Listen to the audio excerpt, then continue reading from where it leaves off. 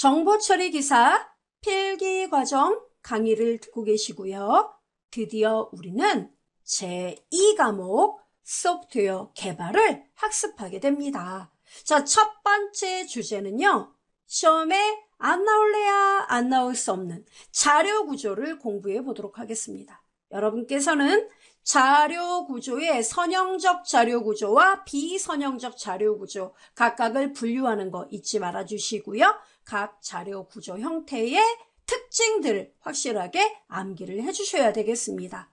자, 자료 구조가 먼저 무엇인지 그것부터 알아봐야겠죠. 자료 구조는 실제로 우리가 프로그램을 이용해서 처리하는 건 데이터예요. 자료.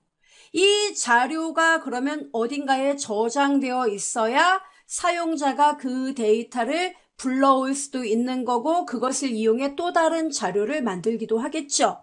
그럼 이것을 어떤 형태에 저장하느냐에 따라서 그 데이터를 불러오는 데 걸리는 시간이 달라진다는 거예요. 한마디로 성능이 달라질 수 있다는 겁니다.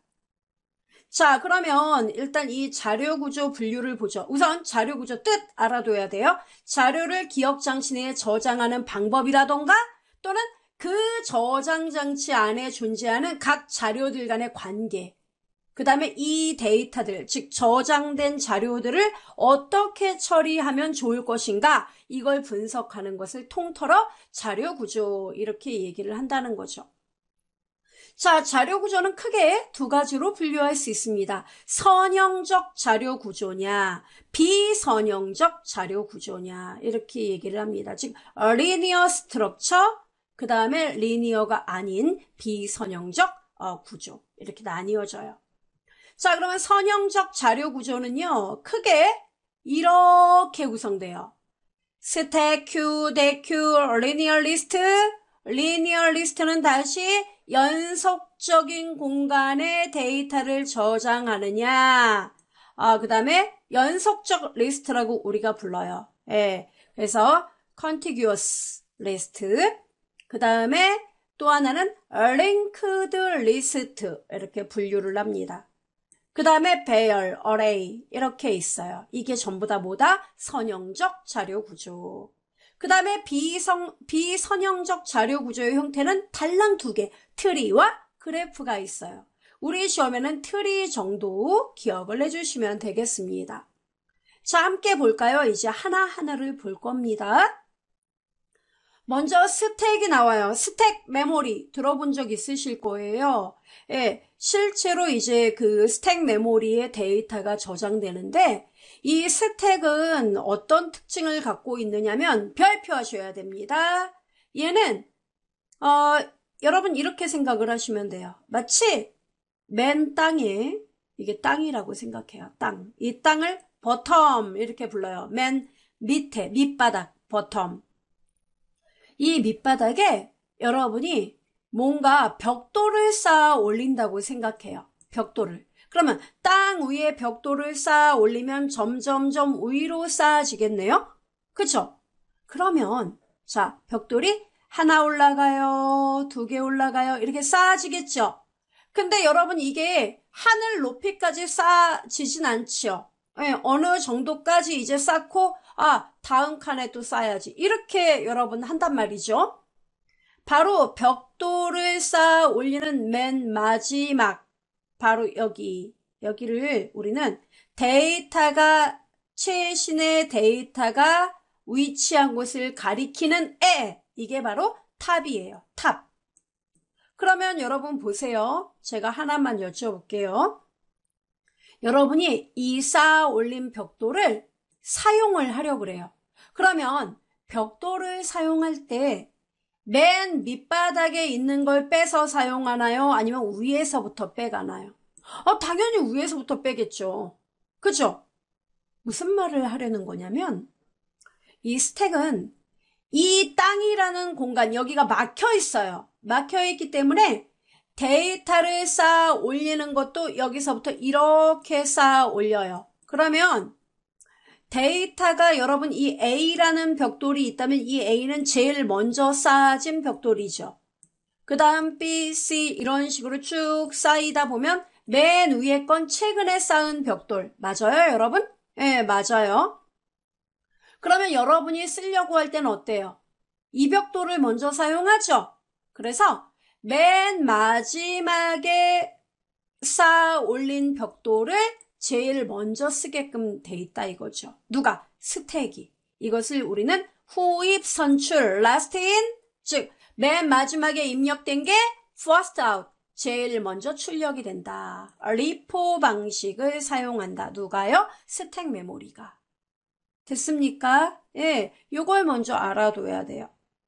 그리고 이 스택은요, interrupt call이라든가 서브 프로그램, 수식 계산 이런 데 사용이 되고 있습니다. 자, 좀 더 자세히 볼게요. 여러분이 이 맨 땅, 자, 맨 땅이면은 벽돌이 하나도 없죠? 땅이에요. 그럼 이때는 탑도 어때요? 맨 마지막에 입력된 데이터를 가리키는 게 탑이라 그랬죠? 그러니까 처음에 아무것도 없으니까 맨 바닥, 버텀하고 탑이 똑같아요. 그런데 A라는 벽돌을 쌓으면 어떻게 돼요? 탑은? 예, 여기 있었는데 하나 증가가 되겠죠? 여기를 가리켜요. 여기가 탑이에요.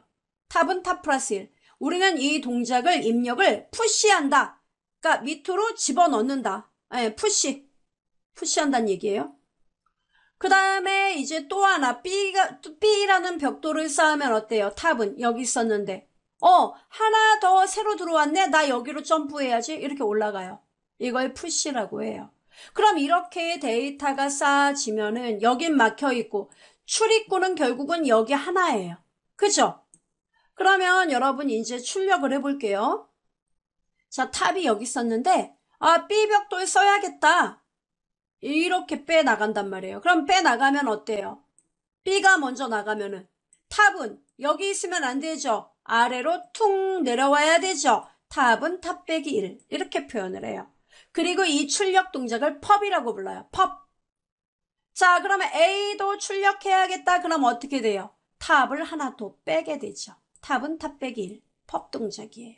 그럼 결국은 버텀하고 탑이 같아지겠네요. 그죠? 네. 그럼 여러분 이 데이터가 스택 메모리가 여기까지가 끝이에요.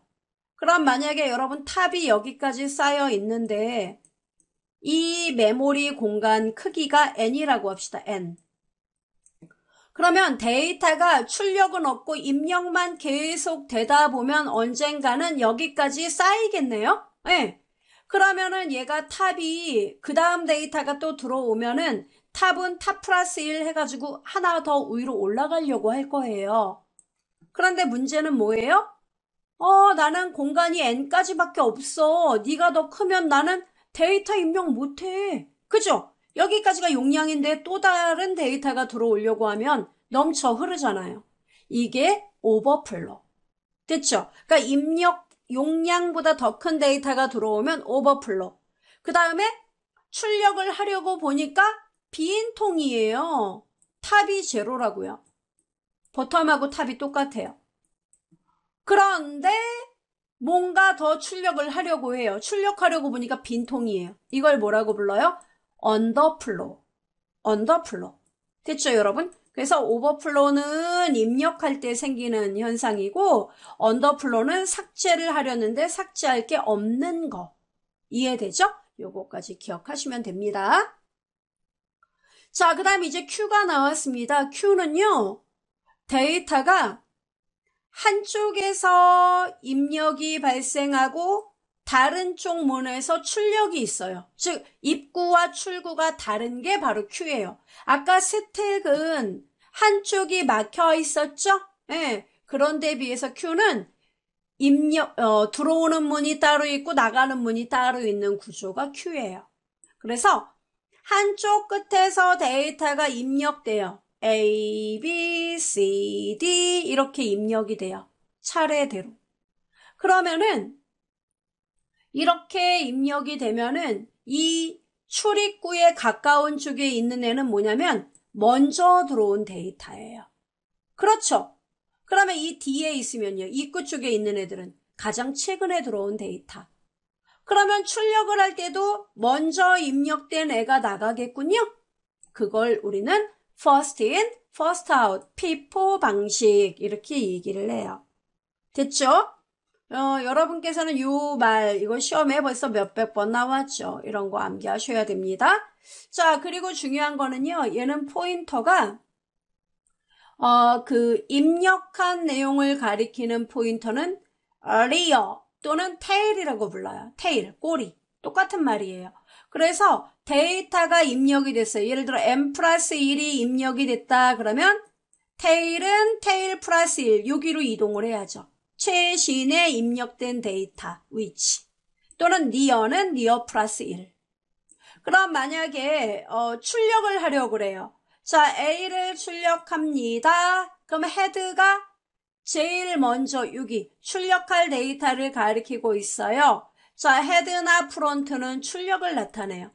하나를 출력했습니다. 그럼 어떻게 해야 돼요? 그 다음은 헤드는 헤드 플러스 1. 다음 데이터 출력할 데이터 가리키러 가야 되죠? 헤드는 헤드 플러스 1. 프론트는 프론트 플러스 1. 됐죠? 이런 구조를 갖게 됩니다.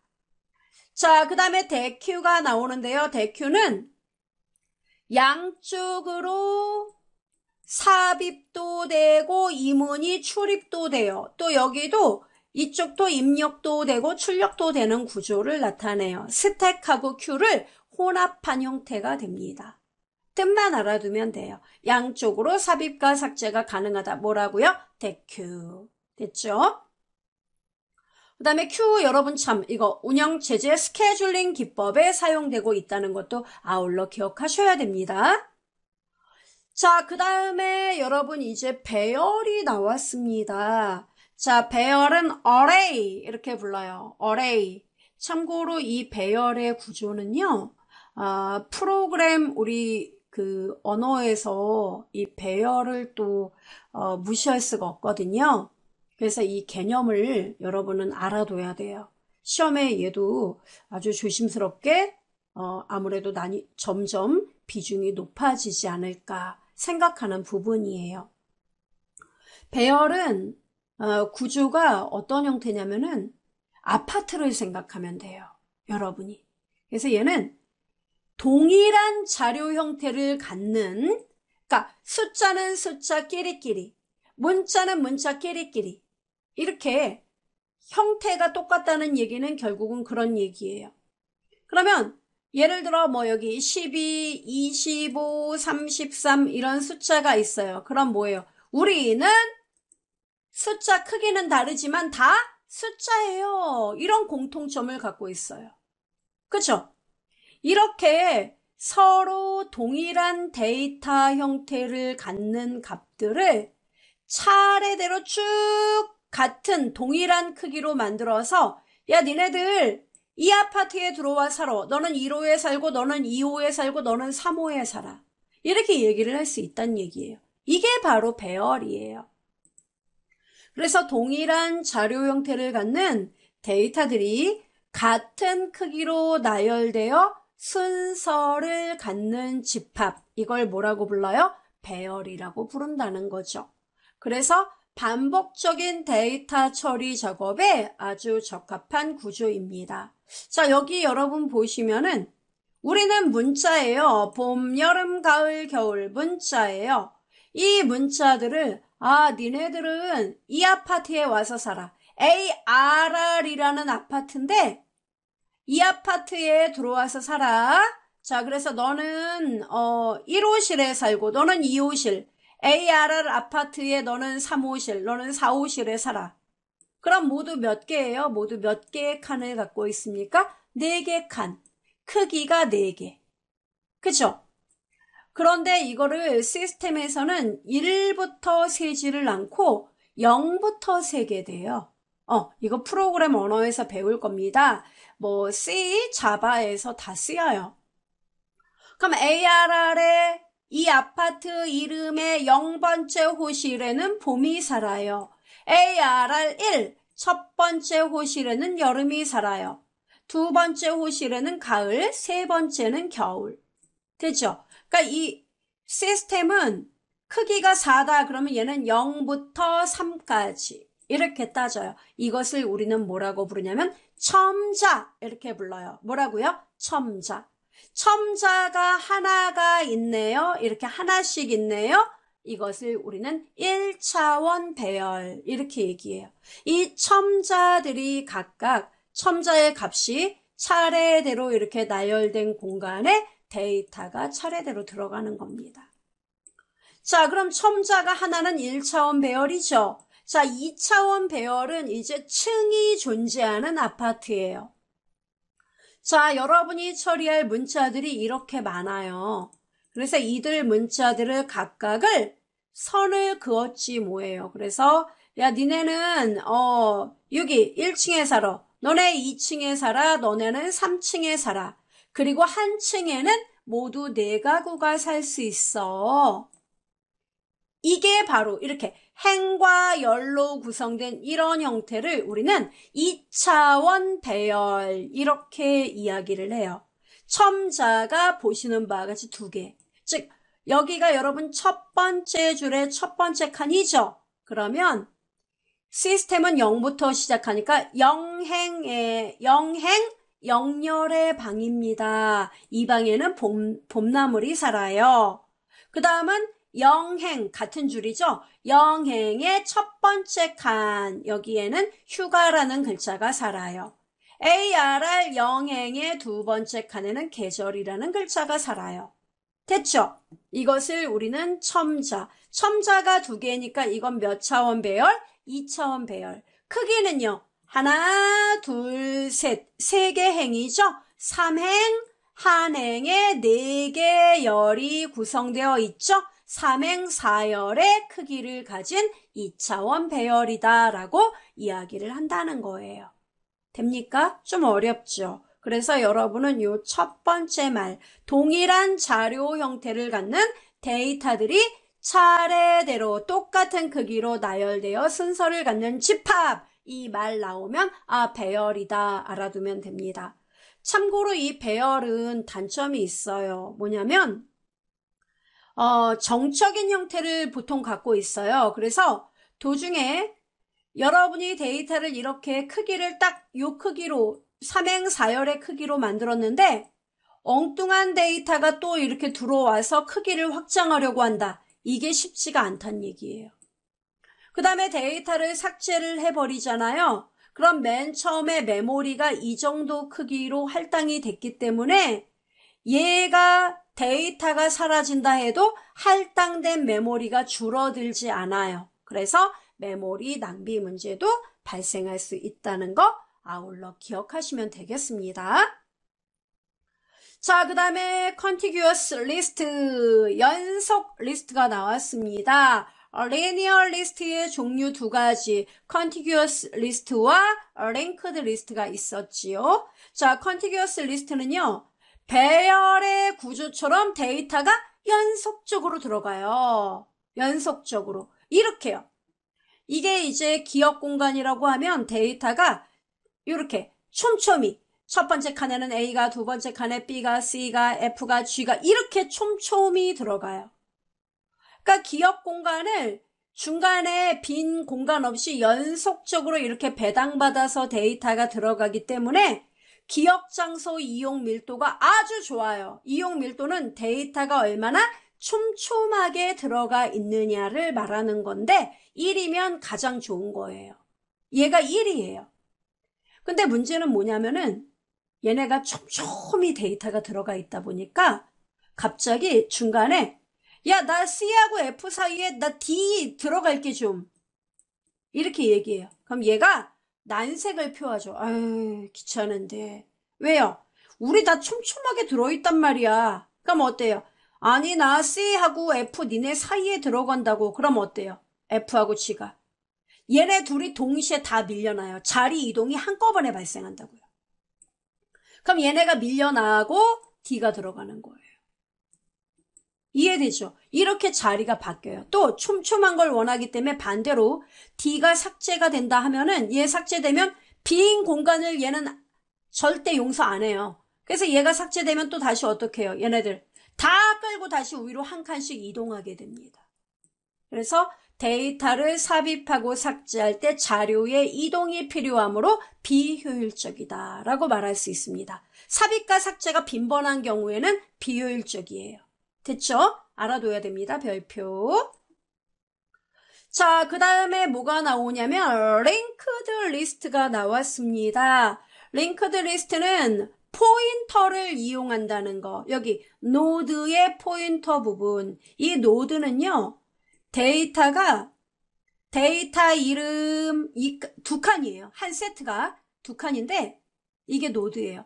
여기에는 데이터, 그리고 여기는 이 데이터를 처리하고 다음에 처리할 데이터가 어딘지 그 번호를 가리키는 링크, 즉 포인터라는 애가 존재를 해요.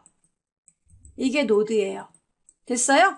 그래서 자료를 임의의 기억 공간에 기억시키고 자료의 항목의 순서에 따라 노드의 포인터 부분을 이용해서 자료를 연결시킨 형태가 됩니다. 그래서 얘는 노드의 삽입 삭제 작업이 되게 용이해요. 편리하다는 얘기죠. 뭔 얘기냐면 여기 볼까요? 자, 맨 처음에 얘는 연속적으로 데이터가 안 들어가요. 예를 들어 여기 6번에 A라는 데이터가 있는데 얘가 A라는 데이터 저장하고 나는 3번으로 갈 거야. 이런 뜻이에요. 그럼 얘가 3번을 가리키면 3번으로 가요. 가면은 3번에는 누가 있어요? B가 있어요. 나 B 처리하고 이번에는 5번으로 연결시켜줘. 그럼 5번으로 가면 이번엔 누가 있어요? C가 있어요. C 처리하고 나는 1번으로 옮겨줘. 1로 가요. 그러면 D 처리예요. 그리고 null. 이 표시는 끝. 더 이상 없어요. 이런 뜻입니다. 그런데 이제 잘 봐요. 제가 여기에서 이 중간에다가 F 이렇게 썼어요. F, 그러니까 C가 1을 가리키고 있잖아요. 그 다음에 F 다음에 7 이렇게 썼어요. F 다음에 7 이렇게 썼습니다. 그럼 어떻게 되냐면 요거 삽입해줘. 그러면 이렇게 하면 요 1 있죠. C가 1을 가리키는 거 보이죠. 요 선을 D로 연결하는 걸 끊어버리고 1 이렇게 연결해요. 그리고 1로 갔어요. 그럼 여기 데이터 D 들어있죠. 얘를 지워버리고 F로 바꾸는 거예요. 그리고 7번을 가리키게끔 하는 거예요. 그럼 7번을 가리키게끔 하면 7번에는 뭐예요? D가 들어가면 되는 거죠. 그리고 null. 이렇게 되면 돼요. 그러니까 되게 간단해요. 이 포인터 있죠? 가리키는 위치. 요것만 똑똑똑 조정을 해주면 되기 때문에 자료의 이동이라던가 또 삽입 삭제가 편하다는 거예요. 요게 돼요. 그래서 요거 별표. 얘가 시험에 나올 거고요. 그 다음에 연속적으로 데이터 저장 안 해도 되죠? 예, 기억 공간이 연속적으로 없어도 저장이 돼요. 그 다음에 연결을 위한 포인터 부분이 필요하기 때문에 문제는 그냥 데이터만 저장하는 게 아니잖아요. 얘처럼. 그러니까 뭐예요? 그 별도로 다음 데이터 처리할 게 뭔지 그 포인터 부분도 함께 저장을 해야 되기 때문에 기억 공간 이용 효율이 좋지는 않다는 거. 요거 알아둬야 돼요. 또 하나는 연결을 위한 그 포인터 부분 있죠. 그 주소를 계산해야 되기 때문에 접근 속도가 좀 느리다는 것도 알아둬야 됩니다. 됐죠, 여러분? 자, 그리고 연결 리스트 종류가 나옵니다. 연결 리스트의 종류 그냥 간단하게 알아만 두세요. 연결 리스트, 단일 원형 연결 리스트, 이중 연결 리스트. 이중 연결은 이전 노드로 갈 수 있는 백업 기능이 있는 걸 말합니다. 이중 원형 연결 리스트 이렇게 종류가 있다는 거 참고로 알아두면 돼요. 만약에 시간이 없다면 요것만 암기를 해주시면 됩니다. 자, 그 다음에 여러분 비선형 구조 트리가 나왔어요. 트리 하나만 알아두면 돼요. 트리는 나무를 생각하면 돼요. 나무 어떻게 되어 있죠? 뿌리가 있어요. 그리고 위에 나무가 쭉 줄기를 갖고 쭉쭉쭉쭉 이렇게 뻗어나가죠. 가지를 치고. 맞아요? 이거를 거꾸로 뿌리를 이렇게 거꾸로 이 나무를 뒤집었다고 생각해요. 여기가 뿌리예요. 뿌리는 몇 개? 하나. 100년 된 나무도 뿌리는 하나예요. 1000년 된 나무도 뿌리는 하나예요. 물론 장가지가 있기 마련이지만 뿌리는 하나예요. 그래서 이 뿌리를 뭐라고 부르냐면 루트 노드라고 불러요. 루트, 영어로 뿌리, 근, 한자로 근 노드, 뿌리. 됐죠? 루트 노드는 몇 개다? 하나. 그래서 여기서 루트 노드는 뭐예요? A. 오케이? 그 다음에 자, 이게 뿌리예요. 그리고 여러분 얘가 나뭇가지를 쭉쭉쭉 이게 뻗어나간단 말이에요. 그죠? 이거 가지. 이 가지를 우리는 디그리 이렇게 불러요. 뭐라고요? 디그리, 우리말로 차스 이렇게 불러요. 자, 그럼 A에서 뻗어나온 가지는 몇 개인가요? 3개. 그럼 A의 디그리는 3 이렇게 쓰는 거예요. 되게 간단하죠? 그럼 B는요? 여러분 여기 B, C, D는 뭐가 될까요? A에서 뻗어나온 각각의 가지들이죠. 얘네들을 마치 패밀리로 말을 하면 A가 말합니다. B, C, D 너네들은 나의 자식들이야. 그렇죠? 자노드라고 불러요. 자노드, 자식. 그래서 A의 자노드는 B, C, D. 그럼 여기서 퀴즈 들어갑니다. B의 디그리는 몇 개일까요? B의 디그리 하나, 둘. 그럼 B의 자식 노드 몇 개일까요? 2개. B의 자식 누군가요? E와 F. C의 자노드는요? G. D의 자노드는요? H와 I. 맞아요? 이거. 패밀리 정립을 해야 돼요.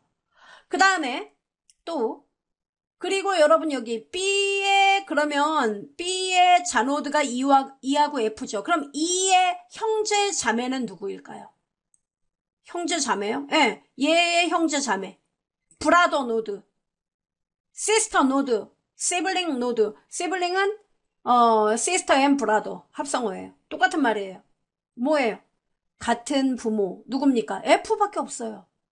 그럼 G는 형제 자매 있어요? 없어요. 자기 혼자예요. H의 형제 자매는요? I. 이해되죠? 요거 알아둬야 돼요. 그 다음 또 하나 알아둬야 될 게 뭐냐면 A의 디그리 몇 개? 3개. B의 디그리 몇 개? 2개. C의 디그리 하나. D의 디그리 몇 개? 2개. 그럼 디그리 수가 가장 많은 게 뭐예요? 3. 이 가장 많은 디그리를 이 트리의 디그리 이렇게 말을 해요. 그래서 시험에서 트리의 디그리가 몇 개냐 물어보면은 가장 많은 디그리 수를 말하면 됩니다. 3. 됐어요? 네. 자, 가족관계 다시 한번 체크합니다. 여러분, G의 부모는 누굽니까? G의 부모 노드 C. 그럼 G의 조상은요? A. 됐어요? 그러면 F의 부모는 누구예요? B. 그 다음에 F의 조상은요? A. 됩니까? 요거 알아야 돼요. 그리고 여러분 여기 뿌리 단계에서 이렇게 각각의 가지가 나올 때마다 레벨을 나눠줘요. 여기를 레벨 1, 여기를요. 레벨 2, 여기를요. 레벨 3. 그러면 이 레벨의 가장 큰 값이 3이죠. 이것을 트리의 깊이 이렇게 불러요. 깊이는 3. 오케이? 예. 그리고 또 하나, 여러분 자식이 없는 애들이 있지요. 자식이 없는 애들이요. 예. E도 없어요. F도 없어요. G도 없어요. H도 없어요. I도 없어요. 그죠? 이렇게 자식이 없는 맨 마지막 단계 이 애들을 우리는 뭐라고 부르느냐? 터미널 노드라고 불러요. 단노드 또는 터미널 끝이에요. 터미널 노드 이렇게 얘기를 합니다. 그래서 시험에 이 트리에 대한 문제가 나오면 터미널 노드는 EFGHI 됐습니까? 예, 요렇게 기억하시면 됩니다. 요 정도까지 알아두시면 돼요. 자, 문제 볼까요? 리스트 내의 데이터 삽입 삭제가 한쪽 끝에서만 이루어져요. 이게 뭐예요? 스택입니까? 큐입니까? 삽입하고 삭제가 한쪽에서만 일어나요. 한쪽에서만. 이게 뭐예요? 당연히 스택이죠, 스택. 양쪽에서, 한쪽에서 삽입이 일어나고 한쪽에서 삭제가 일어난다. 이러면 Q고요. 그죠? 스택입니다. 연속 리스트의 특징이 아닌 거. 여러분, 연속 리스트 기억하죠? 기억 공간에 차례대로 데이터가 들어가는 거. 일정한 순서에 의해 나열된 구조이다. 오케이, 맞죠? 자, contiguous list. 배열과 같이 연속되는 기억 장소에 저장되는 리스트이다. 맞아요. 기억 장소의 효율을 나타내는 메모리 밀도, 기억 밀도가 1이다. 맞지요? 그런데 데이터 항목을 추가 삭제하는 경우 용이하다고요? 아니죠. 다 바짝바짝 끼어져 있으니까 어때요? 중간에 누구를 삽입하려면 나 좀 들어갈게. 그럼 어떡해요? 밑에 있는 애들이 다 밀려나야 된다 그랬죠? 그래서 용이하지 않다. 상당히 불편하다. 라번입니다. 3번. 포인터를 사용하여 리스트를 나타냈을 때 설명 중 옳지 않은 거. 새로운 노드의 삽입 어때요? 포인터 사용하는 거 링크드 리스트 얘기하는 거죠. 새로운 노드의 삽입과 삭제가 쉽다 그랬습니다. 기억 공간 근데 많이 소요되죠. 왜? 포인터가 또 그 노드에서 데이터뿐만 아니라 다음 데이터를 가리키는 포인터까지 들어가기 때문에 공간이 차지가 됩니다. 한 리스트를 여러 개 리스트로 분리하기가 쉬워요. 그죠? 그 다음에 노트가 아니라 노드입니다. 여러분 죄송합니다. 노드를 리스트에서 삭제하기가 어렵다. 뭐라 그랬어요? 제가 새로운 노드의 삽입도 쉽고 그 포인터만 다른 곳으로 바꾸면 되기 때문에 노드의 삭제도 쉬워요. 삽입 삭제가 쉽다 그랬습니다. 따라서 라번이에요. 그죠? 예, 속도는 좀 느리다 그랬습니다. 그것도 알아둬야 돼요. 4번 다음 그림에서 트리의 차수가 뭐예요? 가지, 디그리. 자, 그럼 A의 디그리 3개, B의 디그리 2개, C의 디그리 1, D의 디그리 3개. 자, 디그리 수 가장 많은 게 뭡니까? 3개. 이게 바로 트리의 디그리. 답 4번. 어때요? 이 정도 푸실 수 있겠죠? 복습을 부탁드리겠습니다. 고생하셨고요.